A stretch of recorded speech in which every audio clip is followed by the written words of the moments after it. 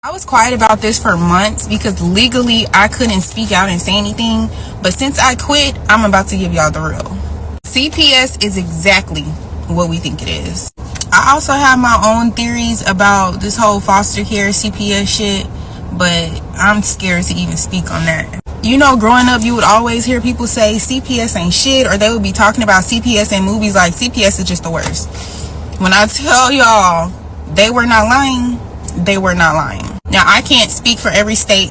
I can only speak for the state I worked in.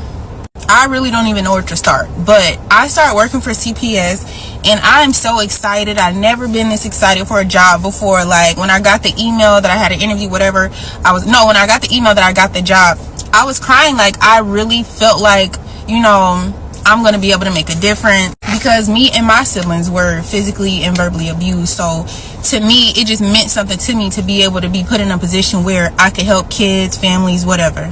But after a while of working with them, it didn't feel good to me. It didn't sit right with me. It felt more so like, fuck the kids, guys. Let's meet these deadlines. That's just what it felt like to me.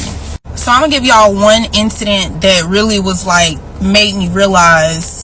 So I had a 15-year-old on my caseload and she ended up getting caught doing something and she got in trouble by her caregiver. She asked her caregiver to call me. So she called me, she's telling me whatever, and in the conversation she says like, she alludes to the fact that she's going to self-harm. Okay, so at that point, now you gotta go to a mental facility because you're threatening, So she ends up going to the facility, and then I'm planning out my next week or whatever, and I'm telling my supervisor, like, I gotta do this, I gotta go visit my girl in the facility. And she's like, visit her for what? And I was like, because she was placed there and I need to talk to her, see her, make sure she's good, explain to her why she's here. If she doesn't have, I need to see her. What are you talking about? And she was like, oh no, we have documents to upload, we have documents to do, we have this and this and this to do. Mind you, she was there for a week, so at any point I could have took 2 hours out of my whatever I had to do to go see her, talk to her, and make sure she was good. She was like, no, you spent a lot of time on that case already, let's work on something else. What? And I started to realize very quickly that this shit is all about money. It's not about the children, it's not about families, it's about money. And now that I think back to my childhood, like there were times where CPS came to my school in like elementary, middle school to talk to me, and nothing ever happened. Like I went home and that was it. Nothing ever became of it. I was quiet about this for months because Alright, you guys, hey and good morning. So I wanted to give you guys an update because I've been working on a bunch of freaking cases lately, and they are heart wrenchers to say the least. Like I don't want to go into full-on details, of course, because that is the privileges of the client. It's their personal case. But I do want to touch base with you guys a tad bit about what was like covered in the video. I was like, I saw this when I was like scrolling through my Instagram a few days ago, and I saw it and I was like, this hits close to home. It hits close to the cases that I've been working on, and it hits close to home for my freaking best friend. So I sent it over to her, and I was like, we always send each other stuff that pertains towards child protective services, laws that are going on throughout the state, sex trafficking, and so many other aspects to kind of keep each other aware of what's, going on in current topics. And a major topic that pops up in a lot of the videos that we check out are the quota standards for, CPS workers. And for a lot of people, and that one that's showing it, it's somebody who's literally telling you, I'm looking to push to freaking get the job done, to handle these major aspects, and then in the midst of me freaking working to do that, they're telling me, don't worry about that, just worry about making our quota, we have other things that we'd rather you focus on rather than the well-being of the children. And with a lot of these cases, this takes place and it becomes a precedence over the health of the overall children.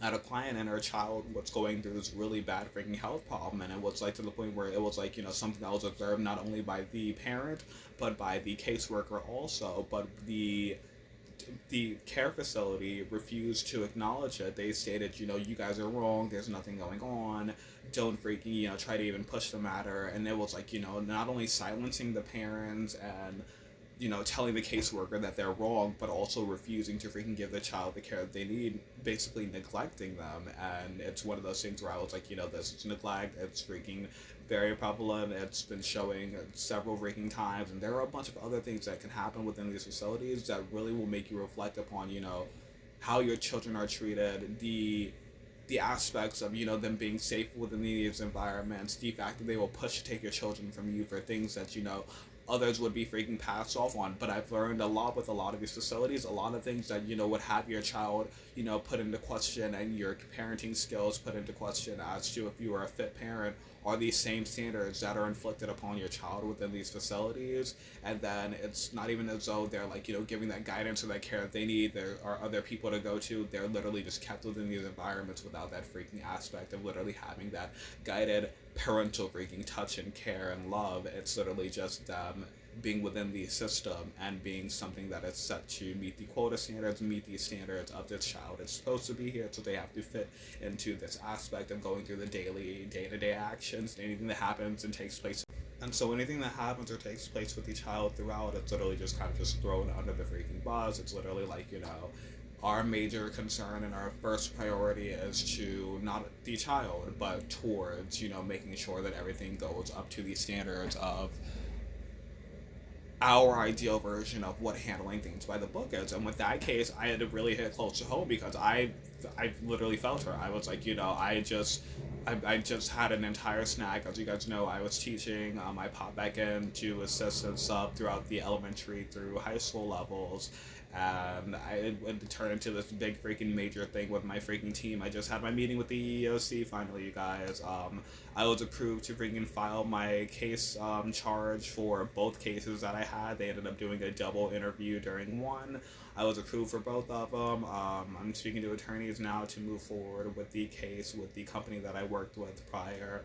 Honestly, you guys, me being my freaking, legal self, I was, biting my tongue and not freaking, really saying anything when I thought I was going to get no freaking legal assistance and not be able to move forward, and that my case was going to end up being a dud because I had so many freaking legal teams tell me that it was going to be a dud. They couldn't do it. Other teams may be able to handle it. And then I think by the time I talked to like my freaking 10th legal team, I was like, what, this is just going to be a dud. I ended up going the heck off. As you guys know, I posted the video. I showed you guys the freaking breakdown of everything that I went through for that process, and I was like, this is ridiculous. It was freaking shady. You guys are horrible. And then I threw in a few F-bombs. And I was like, when I actually do sit down with my new legal team that's telling me that they may be able to work on it, I'm gonna have to freaking fill them in and then see if it'll be something that may cause a snag later. Because when planning this out from my legal standpoint, I was like, this may be something, if I go off, it'll cause a snag. If I freaking leave any comments, it could also cause a snag. So in the midst of it, I literally did end up leaving a review. I was like, since there's no legal representation that's going to come and pop into this, it's going to be one of those things where it shouldn't interfere with the case overall. It's more so one of those things, once you start the case, you don't want to have that further communication after. But I was like, since there's nothing going on and it looks like nobody's going to take it on, I went the heck off. I left the freaking review to freaking, give my actual freaking, behind the scenes in depth of life of what it was like working for the company. I was like, there was no freaking there was no coverage. There was no freaking aspect where, as being a team member, I was freaking covered, where I had the support of my team. They took the side of the clients for a lot of situations that didn't, make sense. It's like, they're saying, I'm like pushing for students to freaking, complete the test. Like I was, doing like week-long freaking assignments and stuff, filling in for people while they were on vacation, their honeymoons and stuff like that. And then I had this one freaking job where I was at this school, Ace Rope in Doha, and I was covering the teacher who was like on her freaking like honeymoon and had just had her wedding and everything like that. And my freaking set I planned for the week was to literally give these kids like 4 separate freaking quizzes. So we have the 4 separate quizzes that they could either take online or that they could do the hard copies of. Most of my freaking students ended up taking the hard copies. I ended up having to get like a few more freaking versions of it printed out by the end of it because none of us expected them to all want to do the hard copies and have those, on hand while also doing the online version. So it's like, it was a bit much to monitor who was actually doing, which versions. A lot of people ended up doing the online versions, but by the end of it, when we did the final day, I ended up, I told everybody, I was like, everybody's finished by Friday, we're going to end up doing a movie day, I'm going to throw on the movie, I'm going to bring in like some snacks for you guys. So I ended up running to the store on the freaking final day. I went and got like a bunch of freaking goodies for the kids. I got like freaking like donuts and chips and stuff, and then I just let them sit back and enjoy the freaking movie day. And it was overall like it was a very busy week, but I pushed from Monday to freaking Friday, or should I say Monday to Thursday overall, because by Friday was supposed to be the free day, and then for anybody who like hadn't finished anything up or had been absent, it would be the day for me to work with them like in individual groups to literally get the final answers and then to literally plug everything in. So on the final day, I'm like going through everything. I'm literally giving anybody the answers who didn't happen to have any of the answers. And what's one of those major like tests or quizzes where it's like you know you couldn't go through with them, so I get to go through it, explain it with them, give them chances to guess the answer. If it was like major like if it was too stumping for them, I would literally just help them out with the answer. And we go through the process of elimination, and then well, as we work towards the end of it, we'd have like the other buddies popping out like it was obvious, like you should have known that one. Like I literally already had that one. I already submitted this, so I was like overall, you guys are doing great. If you happen to not finish it, you guys have until like the end of the day to submit it. And I pushed it. I told them the entire time. When I had finished up with the week and had gotten, let's see, to the following assignments during the following week, I got a freaking message that the teacher stated that the kids did not only didn't do their assignments or didn't turn any of them in, that they were like freaking just very upset about the fact that we had like the movie night in the classroom, we had the movie day in the classroom where the lights were turned off and stuff like that. And I was like, look, the lights were glitching and not freaking staying on. I get that it's like something that's like faulty wiring, but you can't call my team and tell my team that because the lights weren't working that it's something that I wasn't working to freaking fix. I'm not an electrician. I'm a teacher. I don't know how to freaking fix the wiring in there. If the light sensors start to glitch on the freaking smart light system, you can't hold that against me in my teaching style. And then for a lot of the freaking kids, they were like, we didn't get any of their assignments. The students weren't actually doing their work. And I was like, I collected over freaking, I would say maybe 30 written versions to freaking verify that those were completed. As for the online versions, I have no way to verify if the students are actually completing them. They're stating that they're completing them, but it's all word of mouth. If you don't give me the freaking login to actually check this stuff in the system, if I'm just like as a sub, if you're just popping into a system, a lot of people think that like you're popping in and you're like you're substituting and you have access to the like entire system of the school that you'll be working with. You have access to literally nothing 9 times out of 10. They literally just send you into a classroom, give you like a freaking printout of a routine. Sometimes you have computer access, but it's to like freaking guest accounts and stuff like that. So you have no access to any of the files that are on hand, any of the system freaking data to verify if students are doing their work. For attendance, it's like I would say I think I did maybe like one school in general that had 3 separate schools in one building where I was actually able to freaking check the attendance systems. All the rest of them literally have like written attendance sheets where you literally just have to check kids off and literally send it back to the office and stuff like that. And it's horrible. It's freaking ridiculous. You don't get to freaking really.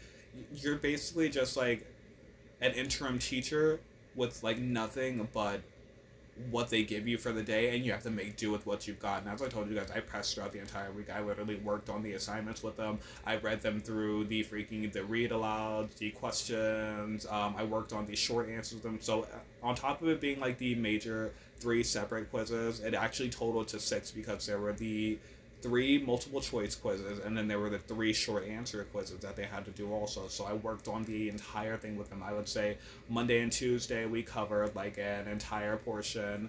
Tuesday we covered an entire portion of another 2 sets, written and multiple choice, and then Wednesday we did written and multiple choice. For Thursday we did a full-on review day for anybody who might have missed any of the answers, and we were like literally just going through, just doing single points on a bunch of them and literally connecting everything. By Friday it was like literally the kids that weren't there, we were freaking going over everything, or the kids who weren't doing their work throughout the week needed freaking help with like the entire thing, and those were the kids that I believe probably were like the main ones that didn't really turn anything in after.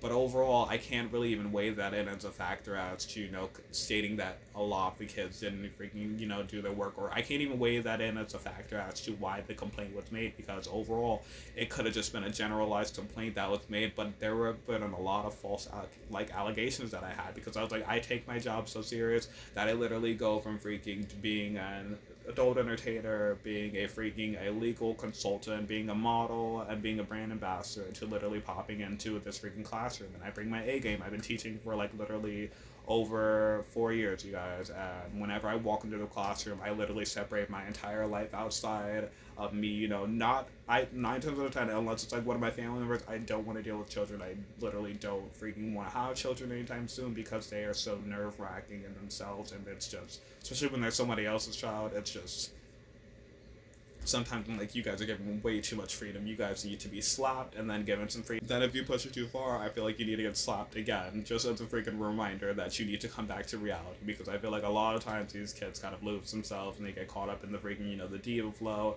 And I always try to remind people, I'm like, I get it, you guys want to all, act like, we can all be the spoiled, entitled Americans. We are not freaking spoiled, entitled Americans. We never have been. We've grown up in the country that's been freaking going through wars for as long as most of us have been alive. Me included, we were freaking in a war when I was freaking born already. We have been for freaking years. The country has been freaking insolvent since we were freaking born, so I don't understand where the entitlement is coming from for the entire nation, but I feel like a lot of people need to get it together. The children need to freaking stay focused on, actually getting the things accomplished that should be accomplished. But as I say to you guys, it's all about the factors of what you can do and contribute and bring to the workplace, but you have to take your job serious enough to understand when others are being mistreated and when the work that you are doing is not being represented also. So when I walked into my classroom, I told them after, I was like, if I can't have a movie day for the kids without there being complaints because, a light was turned off when we had other lights on, plus the projector in the front of the classroom to light the classroom, plus there were lights all around the walls throughout the classroom to keep it well lit, I'm not going to argue with you on it. I'm not going to waste my time. I don't like the job. I didn't want to pop back into teaching in the first place, so trying to, hold it against me or make me feel guilty isn't really going to do much for anybody in the process. Like, I literally, I don't like working with children. It's very frustrating in itself. It's something that's very straining, and when you put your all into it, it's freaking, it's a heart wrencher. But it's all about, what you get back from it, and from working with a lot of this, these schools and the kids throughout from early childhood to high school. It's always been, shady BS. People, trying to push quotas, push, enforcing the rules, but not following the rules all the time themselves, and then trying to find a scapegoat. So I literally was just like, I don't like it. I've been doing this for years. You guys are shady. You guys have always been horrible. And at the end of the day, I feel like the safest bet would always be to freaking just raise your kids. Honestly, I would say shut down the damn schools and bring your kids home and freaking just, teach them that way, because schools are they're not pushing things the same way that they used to. They're teaching freaking bullshit methods for freaking math and for every other freaking breakdown. Like I was working on new math freaking breakdowns for the kids, and it's like, they're trying to dumb it down to make it seem like it's easier, but it's actually more complicated. It's ridiculous. It's like, using these methods to freaking find the answers. It's nothing in comparison to just doing the basic versions that actually made sense. Now it's freaking, you've got to cross multiply and then divide, and then you've got to subtract, and then you've got to freaking carry it by the exponent, then you've got to carry it by the exponent of 5,000 just to freaking do second grade freaking division now. And I'm like, what the freaking heck is this? And the kids are like, it's so complicated, but I think I know how to do it. And then when I watch them attempt to do it, they're freaking lost throughout it in the process. I'm like, how long have you guys been working on this before I popped up in the classroom? And they're like, we've been working on it for a few weeks now. And I'm like, and none of you know how to do it yet? And then I'm looking at them working on it, and I'm like, what the freaking heck are you guys? Let me show you guys what I learned while I was doing it, and then let me look over the textbook and see how to do it the way that you guys are doing it, and let me see if I can figure this out. If I can't figure it out, I'll give you guys the benefit of the doubt that this is ridiculous, and I'll leave a note for your other teacher. But if I can figure it out, I'll do the breakdown for you and help you, find other methods to freaking do this that are less complicated while still doing it, so when you have to show your work, it's reflected. But it's just horrible, you guys. It's freaking ridiculous. The freaking curriculums are just freaking, they're horrible now. I feel like they're pushing a bunch of BS for the kids. They're literally just everything is still online when they are in the classroom. Most of the freaking learning exercises are a bunch of games and stuff like that they can be doing at home. The freaking math is so ridiculous. It'd be easier just to teach them the freaking basic math that we freaking learned already, pre-freaking algebra level for a lot of this freaking stuff. And then for algebra, just freaking teaching them to understand variables such as, X and Y, when X is freaking, the amount of money you have, and then Y is the freaking, amount of money to be spent or the freaking goods or so, and then adding in the factors and understanding those aspects, because it's a bunch of BS. It's horrible. They fucking suck. People can't do their jobs. They're fucking lazy. They're freaking shady. They're always trying to throw somebody else under the bus because they don't actually do their damn jobs. And then when they try to bring in a bunch of people, they always end up bringing in people from freaking different job fields or people that are retired, and then they again try to use other people like such as me for scapegoats for a lot of freaking moments. And it's like, if you can't do your jobs, if you guys can't freaking make sure that everything is being handled accordingly, if you didn't have retention before, you can't complain that you're not having retention after. And the school that I worked at, the Ace Open Doha School, it's a continuation school for delinquents. So I was like, for a lot of your students to not be turning in the assignments after, you've got to give me the freaking benefit of the doubt. You could freaking gave me like a freaking you sent out a substitute notice needing somebody for a long-term assignment for a week's like long-term assignment the week before, or should I say a few days before, and then I popped in for this just to freaking find out that it wasn't a regular freaking typical high school that I thought I was going to. It was a continuation high school full of a bunch of freaking delinquents, juvenile freaking recent releasees, and kids that were freaking just, popping up to school late, skipping classes. They were like, they tried to hold it against me. They were like, oh, apparently you had a lot of kids from other classrooms that weren't supposed to be in your class. And I was like, I'm doing attendance and freaking checking kids are lying about saying, there are other kids and freaking in the wrong classrooms. Their freaking main teachers were noticing other freaking teachers, and freaking guards were popping up and didn't even freaking notice and know who the heck the kids were and all this other stuff. And I was like, you guys are just, it's shady, it's horrible, you guys. And if you have the time to literally homeschool your kids, homeschool your damn kids. They're going to be doing the exact same things that you can freaking do to freaking make life easier for them in school, and it's part of their freaking curriculum now. And then on top of that, the freaking crap that they're learning in school, the same crap that you can teach them at home without freaking having your child feel dumbed down, having your child feel dumb in general, and having your child feel as though they're going to be challenged to understand the basics overall. And for people that are going through the exact same things as me, or as a CPS worker, just remember, always bring your A game to work. Always set, what you hold close to your heart as a focal point, and don't take anything, as though it should hinder you. When you go through those moments when it feels as though you're not being recognized, just know that in the future it will help somebody to remember that you gave that gentle touch, you gave that guiding hand to them when they needed it the most, and that the reflected freaking points were shown later in life that they weren't going to get the same treatment everywhere. So just be the one to be that helping hand throughout the process, and once you are done with the situation, take it with a grain of salt. Do your freaking deep inhales, your extra freaking large exhale, and freaking move on, and know that you can always do better to help other people in other situations, but that those situations will not be something worth ever hindering you later in the future, because you did what you set your mind out to do. And if you were not recognized for it, that's up to those that are literally set to just do their jobs for a freaking dollar. You did it because you wanted to freaking help people, and they did it for $1. There were different standards in that workplace. Don't let it define you. Alright, I love you guys. I will talk to you later. I've got some freaking legal work to work on and some content to freaking upload, including this one, and edit. So, talk to you guys later. And again, my freaking new album is currently placed on hold. I want to order a new mic. I was checking on Temu, and they have like a mic like similar to mine for like $70 cheaper. So I'm like, I might end up grabbing one of those, checking that out, seeing how I like it, and then hopefully being able to finish it by maybe, like, I would say June-ish or so at this point, because I still have to finish the rest of the songs, and then I still have to finish recording the songs that I was currently working on that were coming out freaking muffled attack. So stay posted. I still do have a few singles to freaking release that I had already been working on that you guys haven't gotten a chance to check out yet. Oh wait, I think those are the ones that I was gonna actually pre-record, so just bear with me, guys. Love you, and I'll talk to you later.